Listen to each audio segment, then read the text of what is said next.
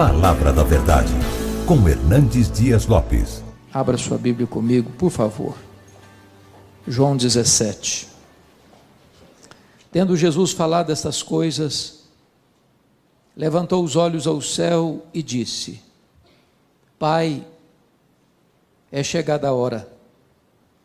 Glorifica teu Filho, para que o Filho te glorifique a ti.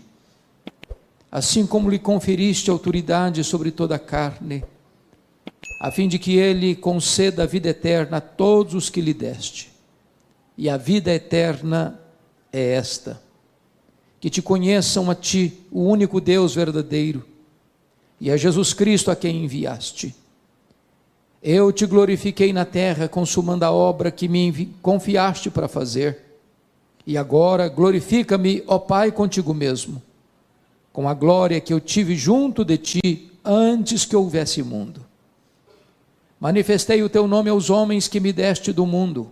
Eram teus, tu nos confiaste, e eles têm guardado a tua palavra. Agora eles reconhecem que todas as coisas que me tens dado provêm de ti, porque eu lhes tenho transmitido as palavras que me deste, e eles as receberam e verdadeiramente conheceram que saí de ti, e creram que tu me enviaste. É por eles que eu rogo, não rogo pelo mundo, mas por aqueles que me deste, porque são teus. Ora, todas as minhas coisas são tuas, e as tuas coisas são minhas, e neles eu sou glorificado. Já não estou no mundo, mas eles continuam no mundo, ao passo que eu vou para junto de ti. Pai Santo, guarda-os em teu nome que me deste, para que eles sejam um, assim como nós. Quando eu estava com eles, guardava-os no teu nome que me deste, e protegi-os, e nenhum deles se perdeu, exceto o filho da perdição, para que se cumprisse a Escritura. Mas agora vou para junto de ti, e isto falo no mundo, para que eles tenham o meu gozo completo em si mesmos. Eu lhes tenho dado a tua palavra, e o mundo os odiou, porque eles não são do mundo, como também eu não sou. Não peço que os tires do mundo, e sim que os guardes do mal. Eles não são do mundo, como também eu não sou. Santifica-os na verdade, a tua palavra é a verdade. Assim como tu me enviaste ao mundo, também eu os enviei ao mundo, e a favor deles eu me santifico a mim mesmo, para que eles também sejam santificados na verdade. Não rogo somente por estes, mas também por aqueles que vierem a crer em mim por intermédio da sua palavra, a fim de que todos sejam um, e como és tu, ó Pai, em mim, eu em ti, também sejam eles em nós, para que o mundo creia que tu me enviaste. Eu lhes tenho transmitido a glória que me tens dado, para que sejam um como nós o somos, eu neles e tu em mim, a fim de que sejam aperfeiçoados na unidade, para que o mundo conheça que tu me enviaste e os amaste como também amaste a mim. Pai, a minha vontade é que onde eu estou estejam também comigo os que me deste, para que vejam a minha glória que me conferiste, porque me amaste antes da fundação do mundo. Pai justo, o mundo não te conheceu, eu porém te conheci, e também estes compreenderam que tu me enviaste. Eu lhes fiz conhecer o teu nome, e ainda o farei conhecer, a fim de que o amor com que me amaste esteja neles, e eu neles esteja. Amém. Irmãos amados, eu gostaria de conversar um pouco com vocês hoje sobre a oração mais importante da história. A Bíblia registra muitas orações importantes, orações dos patriarcas, orações dos profetas, orações dos apóstolos, mas esta aqui é a mais importante oração, porque esta é a oração do Deus Filho ao Deus Pai. Esta é a oração da segunda pessoa da Trindade para a primeira pessoa da Trindade.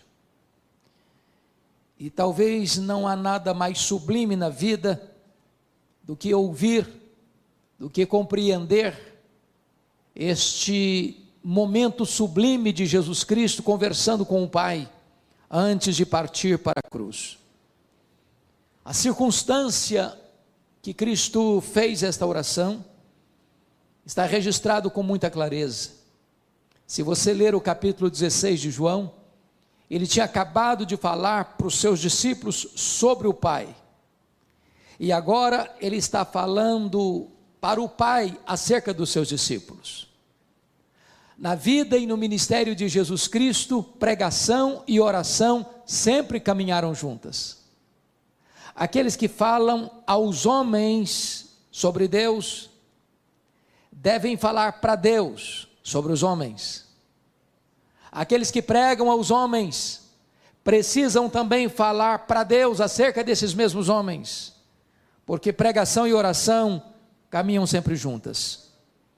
Se você percebeu, Jesus nesta oração divide-a em 3 aspectos bem distintos. Nos versos 1 a 5, ele ora por si mesmo. Nos versos 6 a 19, ele ora pelos seus discípulos imediatos, aqueles que estão com ele no cenáculo. Mas nos versos 20 a 26, ele ora por aqueles discípulos que ainda haveriam de crer nele, segundo as Escrituras. Portanto, ele ora por você e por mim. Nós estávamos contemplados nesta oração do Senhor Jesus Cristo. Se você notar o contexto imediato, Jesus já havia ali no cenáculo lavado os pés dos seus discípulos. Jesus já havia alertado Pedro de que ele o negaria naquela mesma noite. Jesus já havia desmascarado Judas Iscariotes. Jesus já havia falado para eles acerca do céu, da casa do Pai, da sua segunda vinda e da promessa do derramamento do Espírito Santo. Ali Jesus já havia instituído a ceia. Ali Jesus já estava mergulhando na sombra da cruz, quando ele faz esta oração ao Pai, esta oração intercessória. Vale destacar que em momento tão agônico para Jesus, onde ele haveria de mergulhar sua alma na mais profunda angústia, que ele denomina de angústia de morte, onde o cálice da ira de Deus estava diante dele, ele não faz nenhum pedido nessa oração de qualquer livramento da dor, de qualquer livramento do sofrimento. Ele não pede nenhuma benesse material, temporal. O seu pedido é especificamente sobre bênçãos espirituais. Nesta oração de Jesus, ele se concentra em 4 assuntos: salvação, segurança, santidade e unidade. E eu gostaria então de tratar daquilo que estava no coração de Jesus, quando ele conversa com o Pai a nosso respeito. Primeiramente, vamos ver a primeira ênfase da oração, que é sobre salvação. E quando eu penso em salvação, e está nos versos 1 a 5, ele começa essa oração falando do instrumento da salvação, que é a cruz. Vejam vocês no verso 1, tendo Jesus falado essas coisas, levantou os olhos ao céu e disse: Pai, é chegada a hora, glorifica teu Filho, para que o Filho te glorifique a ti. Todos vocês sabem que a vida de Jesus se desenvolveu dentro de uma agenda estabelecida na eternidade, definida no céu, e ele vem à terra para cumprir rigorosamente esse cronograma. Quando solicitaram dele um milagre em Caná da Galileia, ele disse: não é chegada a minha hora. Quando foram prendê-lo, não puderam, porque não era ainda chegada a hora. Esta hora na agenda de Jesus tinha o seu ápice, tinha o seu cumprimento pleno na cruz do Calvário. Essa era a grande hora. Esse era o grande cronômetro de Deus estabelecido lá na eternidade. A grande hora era a hora em que ele daria a sua vida pela sua igreja, a hora em que o seu sangue seria vertido naquela cruz, a hora em que a paz e a justiça se beijariam no topo daquele lenho maldito, naquele tosco monte. Então, ele está falando que esta hora havia chegado, porque na cruz o plano de Deus se cumpriu. Na cruz o projeto redentor de Deus se estabeleceu. Na cruz a vitória de Deus sobre o diabo ficou extremamente eloquente, porque foi lá que ele esmagou a cabeça da serpente. Mas se você perceber, Jesus está dizendo que a cruz haveria de ser o momento do Pai ser glorificado. Glorifica o teu Filho, para que o Filho te glorifique a ti. Entendamos isso, irmãos. Jesus glorificou o Pai de muitas formas, pela sua obediência, pelos seus ensinos, pelos seus portentosos milagres, mas em nenhum lugar, em nenhum palco, o Pai foi mais glorificado no Filho, do que quando o Filho estava vertendo o seu sangue naquela cruz. Aquela cruz foi o cenário mais eloquente do amor de Deus. Não há forma de Deus provar que Ele ama você com mais intensidade do que na cruz. Ele prova o seu próprio amor para conosco pelo fato de ter Cristo morrido por nós, sendo nós ainda pecadores. Não espere de Deus evidência maior de amor do que foi a cruz do Calvário. Ali o amor de Deus alcançou o zênite, as alturas mais excelsas. Mas também a cruz não foi apenas o palco do amor de Deus, a cruz foi o palco máximo da justiça de Deus. Porque Deus puniu o seu, o meu, o nosso pecado em seu Filho naquela cruz. E quando Deus estava punindo o nosso pecado no seu Filho, golpeando-o e agradando moê-lo naquela cruz, para que nós pudéssemos ser libertos da condenação eterna, nesse momento o Pai estava demonstrando a sua máxima justiça, ao mesmo tempo que revelando o seu máximo amor. Pois bem, amados, agora, notemos em segundo lugar a essência dessa salvação, versos 2 e 3, e a primeira coisa, no verso 2, Jesus recebe a autoridade do Pai para conferir a vida eterna. Veja comigo, assim como conferiste autoridade sobre toda a carne, a fim de que Ele conceda a vida eterna a todos os que lhe deste. Entendamos isso, irmãos. Não há nenhum outro ser que recebeu de Deus Pai autoridade no mundo para dar vida eterna, exceto Jesus Cristo. Nem os patriarcas, nem os profetas, nem os apóstolos, nem Maria, nem Pedro, nem Paulo, nem a igreja, nem qualquer denominação religiosa, nem qualquer concílio eclesiástico, nem qualquer encíclica papal, nem qualquer movimento humano tem capacidade, tem competência, tem autoridade para dar ao homem a vida eterna, a não ser Jesus Cristo. Só Ele pode salvar, só Ele é a porta do céu, só Ele é o caminho para Deus, só Ele é o mediador entre Deus e os homens. Não há nenhum outro nome dado entre os homens pelo qual importa que sejamos salvos, porque Ele recebeu do Pai essa autoridade para dar a vida eterna. Mas o que é vida eterna? E a resposta está no versículo 3, confira comigo. E a vida eterna é esta: que te conheçam a ti, único Deus verdadeiro, e a Jesus Cristo a quem enviaste. Então vamos entender algo tão importante aqui. Algumas pessoas pensam que vida eterna, irmãos, é uma quantidade de tempo que não pode ter fim. E aí, quando algumas pessoas projetam isso, que vida eterna é apenas uma vida que nunca acaba, elas podem entrar até em desespero. Há poucos dias, um adolescente se aproximou de mim e disse assim: pastor, eu não quero ir para o céu não, eu tomei um susto. Disse, mas como assim? Me explica isso melhor. Ah, mas não quero mesmo. Falei, mas explica para mim, por favor. porque a ideia de céu que eu tenho é que eu vou ficar sentada numa nuvem branca, tocando harpa, cantando.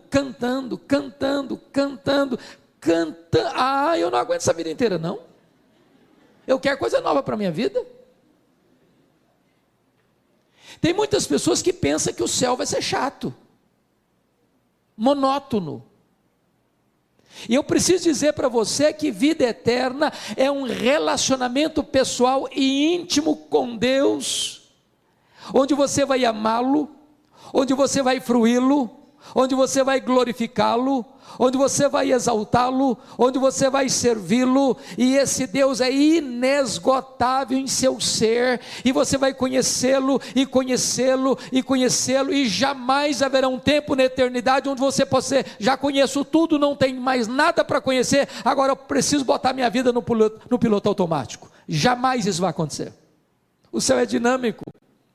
Então eu quero dizer uma coisa a você hoje, sabe o que você vai fazer no céu depois que você tiver 1 milhão de anos lá? Você vai conhecer a Deus. Sabe o que você vai continuar fazendo depois que você tiver 1 bilhão de anos lá no céu? Você vai continuar conhecendo a Deus. Esse conhecimento é a própria essência da vida eterna. Essa intimidade com Deus é a própria beleza, encanto e realidade da própria vida eterna. Então, notem comigo, em terceiro lugar, a consumação dessa salvação no versículo de número 4. Ele diz assim, eu te glorifiquei na terra, consumando a obra que me confiaste para fazer. Preste atenção na palavra consumando. Porque esta foi a 6ª e penúltima palavra do Senhor Jesus Cristo na cruz do Calvário, quando ele dá um brado, e diz, está consumado, e essa palavra na língua grega é a palavra tetelestai, está pago, está consumado, está concluído, não tem mais nada por fazer.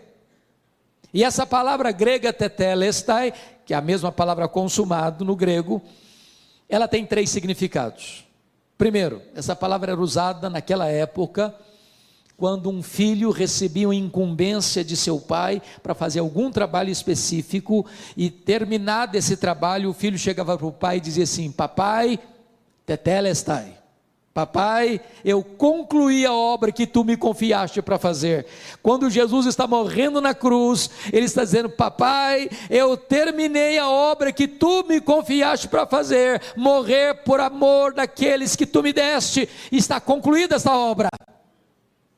Mas essa palavra tetelestai era usada num segundo sentido, quando alguém ia pagar uma promissória num banco, quitando aquela dívida, ao pagar e saldar completamente a dívida, recebia então a promissória com um carimbo, tetelestai, está pago, está quites, não se deve mais nada.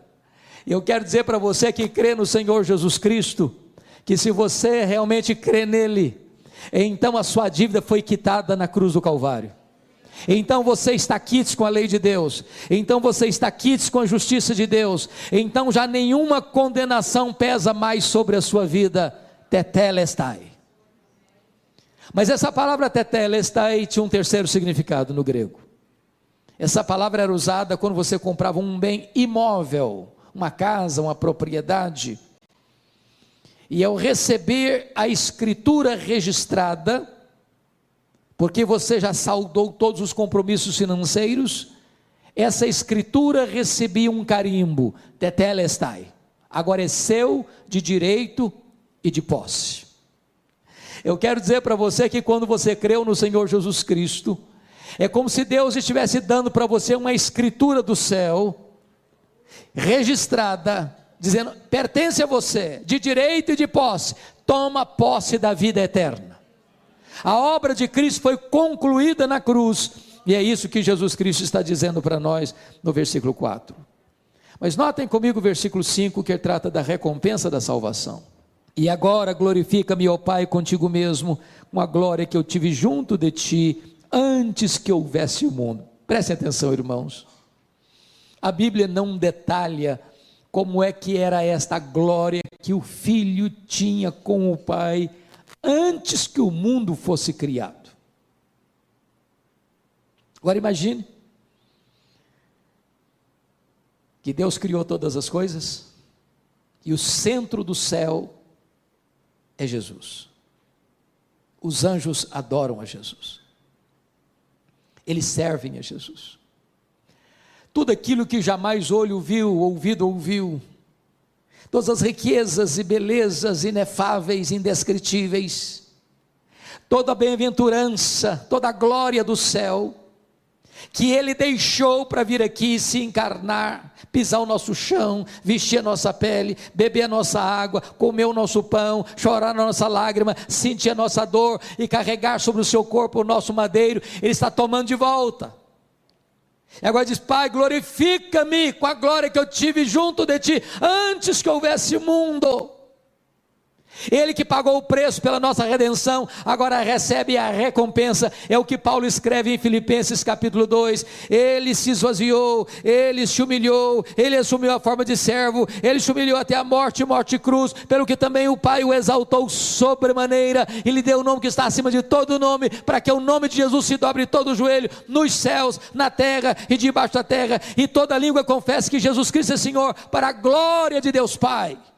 Ele está sendo exaltado, essa é a recompensa. Mas preste bem atenção comigo, por favor, no versículo 24. Você pode ler o verso 24 comigo? Vamos juntos? Você que tem versão atualizada, vamos lá? Pai, a minha vontade é que onde eu estou, estejam também comigo os que me deste, para que vejam a minha glória que me conferiste, porque me amaste antes da fundação do mundo. Preste atenção nisso. Você que vai para o céu, e se você creu em Jesus, você está embarcando para lá, passaporte garantido, entrada garantida, posse garantida, você vai contemplar toda a glória que o Pai conferiu ao seu Filho. Você não só vai ver, você vai usufruir. Nada que possa se referir neste mundo como belo e encantador pode ser comparado com aquilo que Deus preparou para você. E você vai ver isso, e você vai experimentar isso, e você vai usufruir isso para sempre e sempre e sempre. Esta é a salvação que Jesus está orando aqui por ela. Mas em segundo lugar, irmãos, essa oração trata de segurança, nos versos 6 a 14, porque você pode fazer uma pergunta: bom, ok, ele me salvou, mas quão segura é essa salvação? Será que eu posso ter certeza dessa salvação? Será que eu posso me apropriar dela?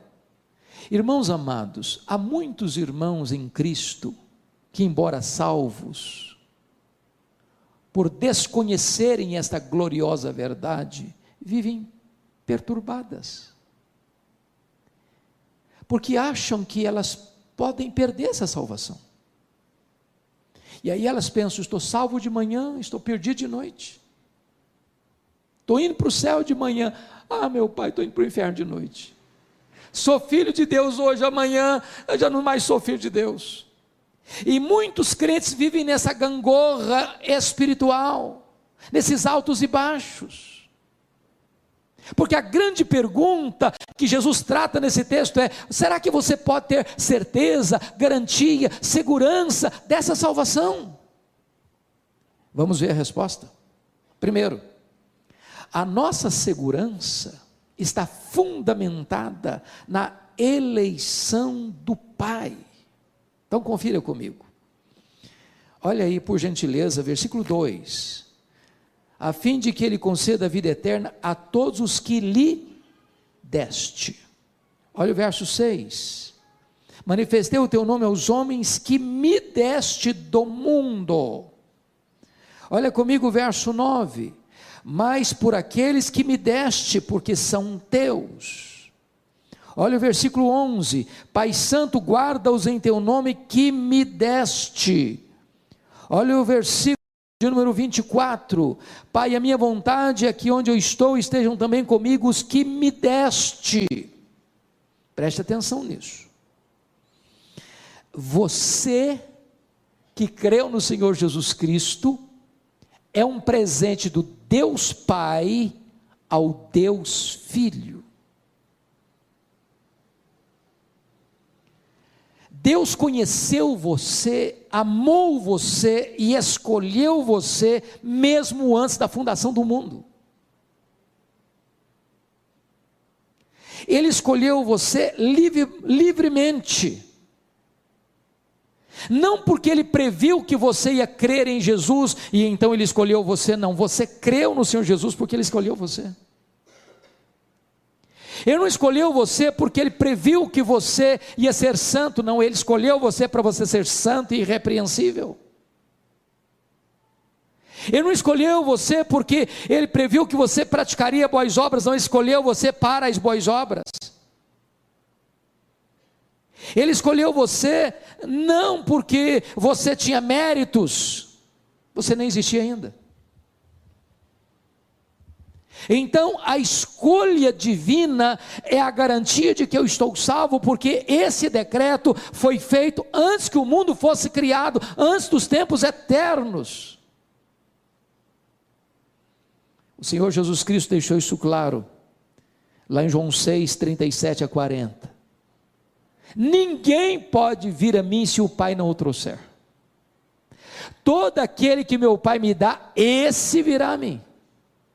E o que vem a mim, de maneira nenhuma eu o lançarei fora. Paulo diz: aos que Deus predestinou, a esses Deus também chamou. Aos que Deus chamou, a esses Deus também justificou. E aos que Deus justificou, a esses Deus também glorificou. Então entenda uma coisa, amado: não fomos nós que escolhemos a Deus, foi Ele que nos escolheu. Não fomos nós quem passamos a amar a Deus primeiro, Ele nos amou primeiro. O nosso amor por Deus é o refluxo do fluxo do amor de Deus por nós. Aliás, nós não poderíamos jamais escolher a Deus, nós estávamos mortos nos nossos delitos e pecados, mas Ele nos amou, Ele nos escolheu e Ele nos deu de presente para o seu Filho, e o seu Filho verteu o seu sangue para nos resgatar da morte e do inferno. Você pode ter segurança. Segundo lugar, como é que você pode ter certeza dessa salvação? Segurança dessa salvação? Primeiro, por causa da eleição divina. Segundo, por causa do cuidado de Cristo. Olha comigo o verso 12. Quando eu estava com eles, guardava-os no teu nome que me deste, e protegi-os, e nenhum deles se perdeu, exceto o filho da perdição, para que se cumprisse a Escritura. Então preste atenção nisso. O Pai deu você ao Filho. O Filho promete uma coisa: eu guardei todos, nenhum se perdeu. Jesus não vai permitir que nenhum daqueles que o Pai deu a Ele, por quem Ele morreu, se perca. Foi Ele quem prometeu isso. Ele diz assim: as minhas ovelhas ouvem a minha voz. Eu conheço as minhas ovelhas, elas me ouvem e me seguem. Eu dou a elas a vida eterna, e ninguém as arrebatará das minhas mãos. Lá nas décadas de 70, 80, nós cantávamos uma música assim: segura na mão de Deus e vai. Tem um problema teológico aí, porque se eu segurar na mão de Deus, eu sou tão fraquinho, que eu tenho o risco de largar a mão e cair. Sabe o que a Bíblia diz? Não sou eu que seguro na mão dele, é Ele que segura na minha mão. Ele segura na minha mão, e quando Ele segura na minha mão, não tem como eu cair. Dos braços de Jesus ninguém arranca você. Você tem uma segurança eterna. A sua segurança não está fundamentada em quem você é e no que você faz. A sua segurança está fundamentada em quem Ele é e no que Ele fez por você. Ele é quem guarda você. É por isso que Paulo diz: nem a morte, nem a vida, nem anjos, nem principados, nem poderes, nem altura, nem profundidade, nem qualquer outra criatura poderá nos separar do amor de Deus que está em Cristo Jesus, nosso Senhor. Temos plena segurança e plena garantia. Mas em terceiro lugar, a sua salvação pode ter segurança sim, você não precisa ficar com medo. Meu Deus, será que eu estou salvo? Será que eu posso me perder? Será que eu vou me desviar e ir para o inferno? Se você creu em Jesus, você está salvo, seguro, por uma terceira razão.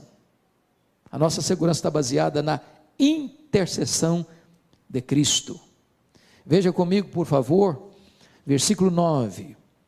É por eles que eu rogo, não rogo pelo mundo, mas por aqueles que me deste, porque são teus. Olha o verso 11. Pai Santo, guarda-os em teu nome que me deste, para que eles sejam um, assim como nós. Agora olha comigo o verso 15. Não peço que os tires do mundo, e sim que os guardes do mal. Agora olha o verso 20. Não rogo somente por estes, mas também por aqueles que vierem a crer em mim, por intermédio da sua palavra. Vamos entender aqui algo glorioso, irmãos. Sua salvação está segura porque o Pai o escolheu. Sua salvação está segura porque o Cristo o guarda. E terceira, sua salvação está garantida porque Jesus Cristo é o seu intercessor. Quando ele termina o seu ministério aqui no mundo e volta para o céu, ele lá no céu está exercendo o ministério de sumo sacerdote. Quando você grita por socorro, ele vem ao seu encontro e cerca você com o seu cuidado. Quando o inimigo acusa você diante do tribunal de Deus, ele se levanta como advogado justo, e não há a mínima chance do inimigo condenar você ou culpar você, porque está escrito assim: quem tentará acusação contra os eleitos de Deus? É Deus quem o justifica. Quem os condenará? É Cristo Jesus quem morreu, ou antes quem ressuscitou, o qual está à destra de Deus e também intercede por nós. Vamos entender isso. Quem tentará acusação contra os eleitos de Deus? É Deus quem justifica. Bom, é uma linguagem jurídica. Você e eu estamos acompanhando muito de perto toda a situação de problemas jurídicos no Brasil, mormente depois da Lava Jato, e você vê uma pessoa às vezes que é condenada na primeira instância, mas é absolvida na segunda instância, ou ela é inocentada na primeira instância e se apela para a segunda, e a pessoa é condenada na segunda instância, ou na terceira instância, até a quarta instância. Quando Paulo diz assim: quem tentará acusação contra os eleitos de Deus? É Deus que o justifica. Está dizendo o seguinte: a sua justificação aconteceu no Supremo Tribunal Federal do céu. Não há instância superior para se apelar, para mudar esse julgamento.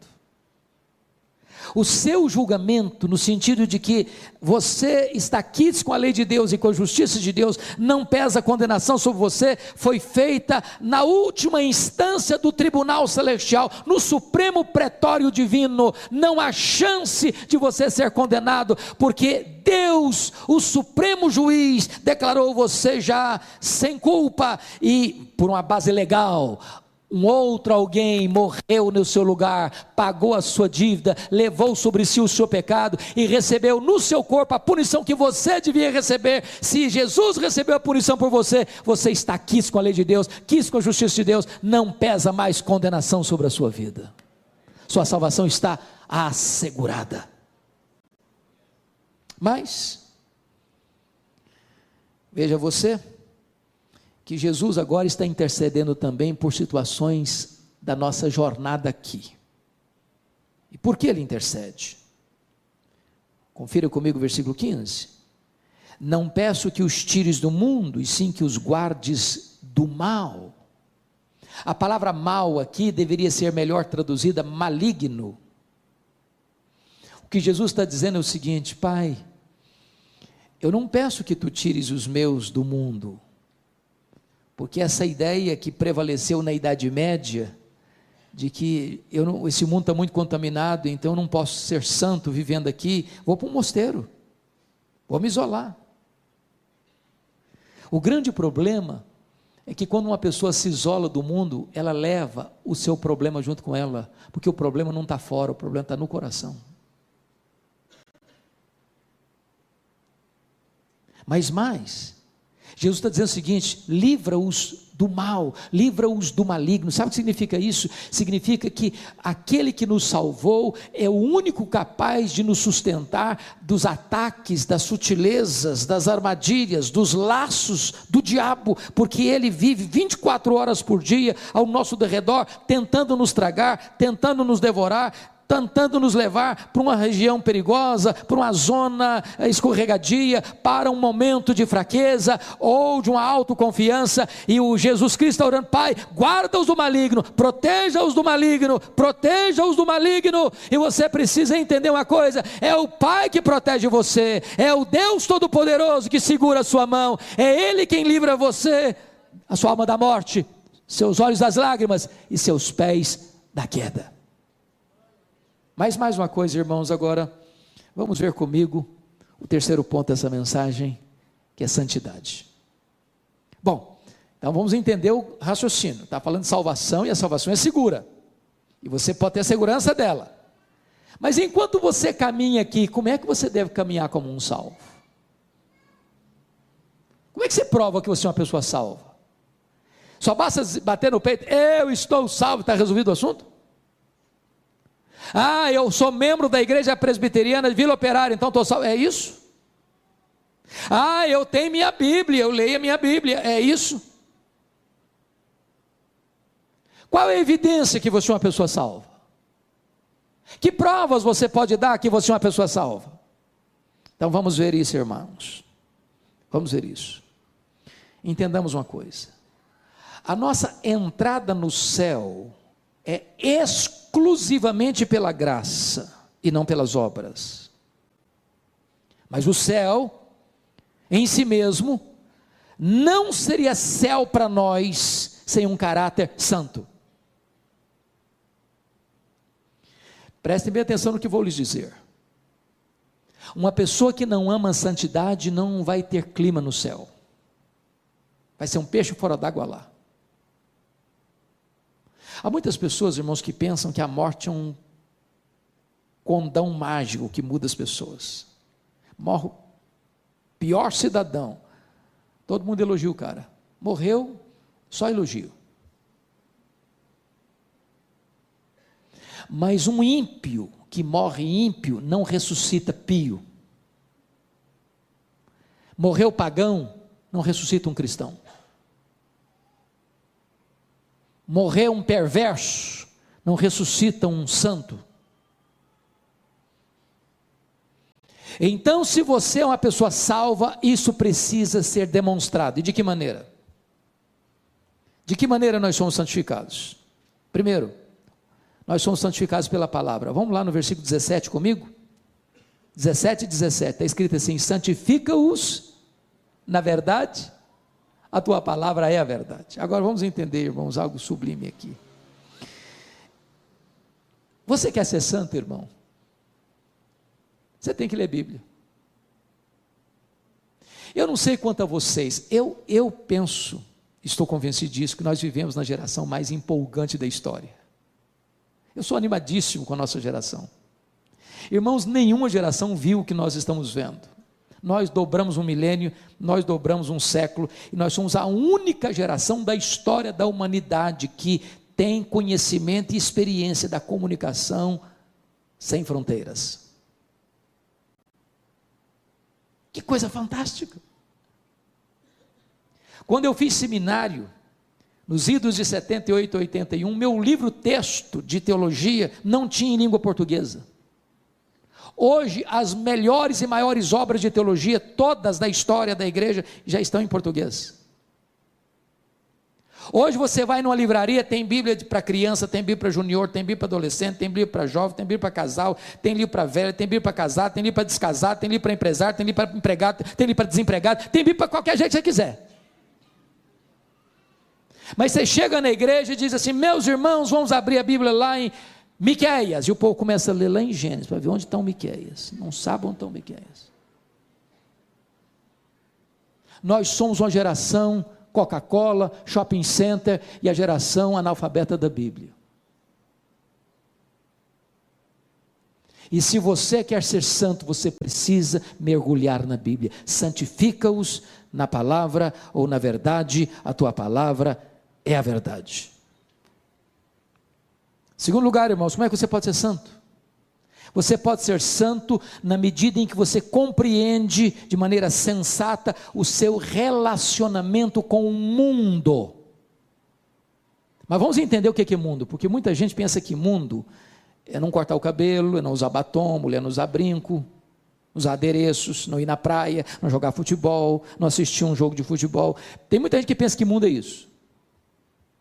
Mundo, irmãos, não é físico, mundo não é tangível, mundo é um sistema, mundo é uma cosmovisão, mundo é um conjunto de valores contrário aos princípios absolutos da palavra de Deus.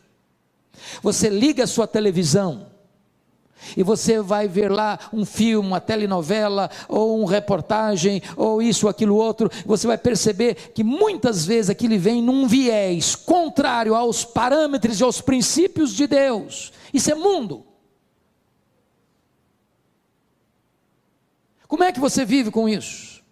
Então preste atenção.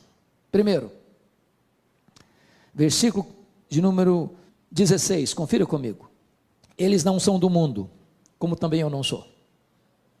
Bom, é chocante eu afirmar isso para você, mas você não é do mundo. E eu não estou dizendo que você é um ET.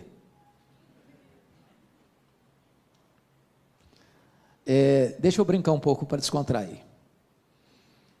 Eu fui criado na região rural, na minha infância e começo de adolescência. Quando eu falo rural de verdade, sem luz elétrica, com lamparina de querosene. Até os meus 14 anos, eu tinha muito medo de defunto, de gente morta, de gente viva, nenhum medo. Meu pai é um exímio contador de histórias, mas a maioria delas macabras. Defunto que levantou do caixão, e vocês não imaginam o desespero que era fazer uma viagem sozinho de noite. Virava uma folha de bananeira, você achava que era um defunto que estava vivendo no caixão. Era um troço horrível. Eu morava do lado de um cemitério, minha família mora até hoje. Agora imagine comigo, eu saindo sozinho de casa, ao retornar ter que passar em frente ao cemitério, era um desespero. E um determinado dia, à noite muito escura, eu voltando, coração acelerado de medo, quando eu olho uma senhora caminhando, e eu me aproximei, apertei o passo, falei, pelo menos vou ter companhia para passar em frente. Eu chego em frente, a mulher começa a bater papo, e ela fala, meu filho, quando eu era deste mundo, falei, pronto, eu estou falando de um fantasma, um desespero total. É claro que Jesus não está dizendo que você é um fantasma. Você não é desse mundo, significa o seguinte, você está aqui, mas os valores que regem a sua vida são outros valores. Os princípios que governam sua vida, seu casamento, sua família, seus negócios, seus lucros, seus gastos, seu lazer, sua mente, seu coração, suas emoções, suas palavras, suas reações, são outros princípios. Você não é deste mundo. Segundo, olha comigo o versículo 14. Eu lhes tenho dado a tua palavra e o mundo os odiou. Preste atenção nisso. O mundo odiou ontem, o mundo odeia hoje e o mundo vai odiar amanhã. A igreja e o mundo nunca vão ser bons parceiros. Eu não estou falando que você não vai ser bom parceiro do seu vizinho, dos seus amigos. Eu estou falando que entre você e esse sistema de valores vai existir um conflito permanente. E se a igreja não está sendo perseguida pelo mundo, não é porque o mundo amansou, é porque a igreja se acovardou. Perguntaram para Francisco Leonardo, eminente professor do Seminário do Norte, Reverendo Francisco, se a igreja for mais perseguida, ela será mais fiel? Ele respondeu, não. Se a igreja for mais fiel, ela será mais perseguida. A amizade do mundo é pior do que a espada do mundo. Terceiro, olha comigo, o versículo de número 11, estamos no mundo, mas nós somos guardados do mundo. Versos 11 a 15, ele está exatamente tratando dessa questão de você estar no mundo, mas ser guardado do mundo, estar no mundo, mas ser protegido do mundo, de você conseguir ligar a sua televisão e assistir um jornal, mas não permitir que aqueles valores subliminares, ou que estão por trás dos bastidores, mexam com o seu coração, determine a sua mente. Você está hoje em qualquer frente da vida, seja no comércio, seja na indústria, seja no campo, seja na academia, seja onde for, você está lidando com esses valores, mas você está permanecendo firme pelos valores do céu, pelo diapasão do céu. Você é guardado do mundo. Mas notem mais, agora confira comigo o versículo 18, esse 18 é magnífico. Você pode ler o 18 comigo? Vamos juntos? Assim como tu me enviaste ao mundo, também eu os enviei ao mundo. Então preste atenção que tem uma missão e tem uma estratégia. A missão é, Jesus nos envia de volta ao mundo. Mas qual a estratégia? Assim como o Pai me enviou ao mundo, eu também vos envio. Então preste atenção. Você é crente? Ok. Você não pode viver num gueto. Você não pode viver separado, isolado. Você precisa ter amigos. Você precisa se relacionar com pessoas. Você não pode se fechar dentro de quatro paredes. É lá fora que você vai viver a sua vida cristã, convivendo com as pessoas, relacionando-se com as pessoas, influenciando pessoas. Você é o sal da terra, você é a luz do mundo, você é um luzeiro a brilhar. É lá que você vai marcar a sua influência, nos seus relacionamentos, nos seus contatos, sendo uma bênção, sendo um bom vizinho, sendo um bom marido, sendo uma boa mulher, sendo uma boa esposa, sendo um bom filho, sendo um bom pai, sendo uma boa mãe, sendo um bom empregado, sendo um bom patrão, sendo um bom comerciante, sendo um bom amigo. E enquanto você se relaciona, você é luzeiro de Deus a brilhar onde você está. Mas vamos fechar, vamos concluir, irmãos, com o último assunto. Falamos de salvação, falamos de segurança, falamos de santidade. Último ponto, unidade. A pergunta agora é, bom, se Deus nos salvou, e se nós temos segurança dessa salvação, e se nós devemos viver em santidade, como é que eu me relaciono com os outros irmãos que são crentes como eu? Então vamos olhar isso. Unidade. Versos 21 a 26. Primeiramente, o que não é unidade? Tem muita gente que pensa que unidade é, vamos tirar as placas das igrejas. Tem placa demais, tem igreja demais, tem denominação demais, isso está complicando demais. Então vamos fazer o seguinte, vamos juntar todo mundo numa placa só. Não é isso que Jesus está falando. Ele não está falando de uma unidade organizacional. Segundo, Jesus não está falando aqui de ecumenismo. O que é ecumenismo? Ecumenismo significa, não vamos falar de doutrina, doutrina divide, vamos falar de amor, não importa o que você creia, vamos estar juntos. Não, a Bíblia proíbe isso. Não tem unidade fora da verdade. Bom, então o que é esta unidade? Amados irmãos, vamos ver. Unidade significa o seguinte, se você está em Cristo, não importa a igreja que você frequenta, você é meu irmão. Agora convenhamos, é muito triste, quando hoje ainda se percebe muitos segmentos religiosos, batendo cabeça, brigando uns com os outros, ferindo uns aos outros, numa briga doméstica, onde as próprias ovelhas estão se ferindo, tirando aquilo que nós chamamos da unidade. Nós não criamos a unidade já existe, nós preservamos a unidade no vínculo do Espírito. Mas por que nós devemos buscar a unidade da igreja? Primeiro, porque Jesus pediu isso ao Pai. Olha comigo o versículo 21 e 22. A fim de que todos sejam um, e como és tu, ó Pai, e tu em mim, também sejam eles em nós, para que o mundo creia que tu me enviaste. Bom, se Jesus pediu ao Pai que você e eu sejamos um, eu não posso laborar contra esse projeto de Jesus, contra a vontade de Jesus. É hora da igreja parar de brigar uns com os outros, por diferenças secundárias, e entender que o que nos une é o sangue do Cordeiro. Só existe uma igreja, irmãos, só existe uma noiva, só existe um rebanho, só existe um corpo de Cristo. E essa igreja não é a presbiteriana, não é a batista, não é a metodista, não é a wesleyana, não é a assembleiana, não é a católica, não é nenhuma denominação. Certa feita, John Wesley, o grande avivalista do século XVIII, teve um sonho, e ele sonhou que ele foi ao inferno. E aí ele perguntou assim: tem metodista aí no inferno? Respondeu: está cheio. E presbiteriano tem? Falei: tem muito. Tem católico? Tem demais.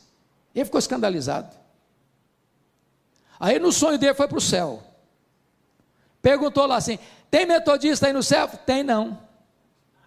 E presbiteriano? Tem também não. Tem católico? Também tem não. Falou: mas quem tem aí então? Apenas aqueles que foram lavados no sangue do Cordeiro. Esta é a igreja, irmãos. Nós estamos separados em placas, e não estou dizendo que nós vamos jogar as placas fora. Nós amamos a nossa igreja, nós amamos a nossa denominação, e nós defendemos a nossa denominação, cada um de nós aqui, mas o que nos une é o sangue do Cordeiro. Se estamos em Cristo, somos um. Segundo lugar, irmãos, por que nós devemos buscar a unidade? Por causa da nossa origem espiritual. Olha aí comigo o verso 21, a fim de que todos sejam um, e como és tu, ó Pai, em mim e eu em ti, também sejam eles em nós.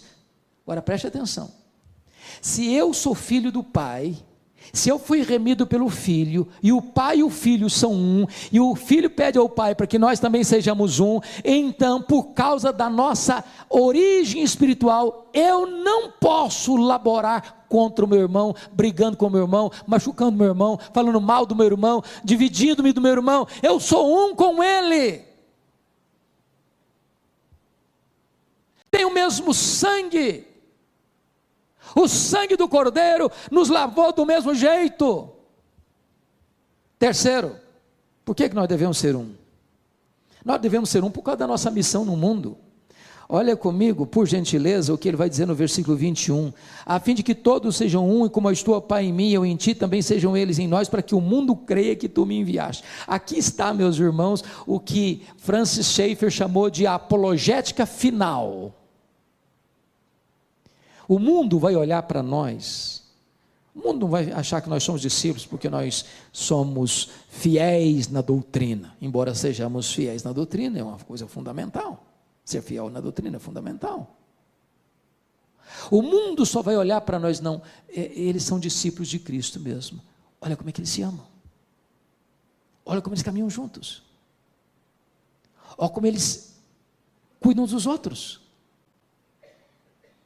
Quando o mundo olhar para a igreja e ver que a igreja se ama, que os crentes se amam, que eles são um, o mundo vai dizer: é verdade, o que eles pregam é verdade, eles pregam a coisa que eles vivem, isso funciona na vida deles, e nós precisamos experimentar o que eles já experimentaram.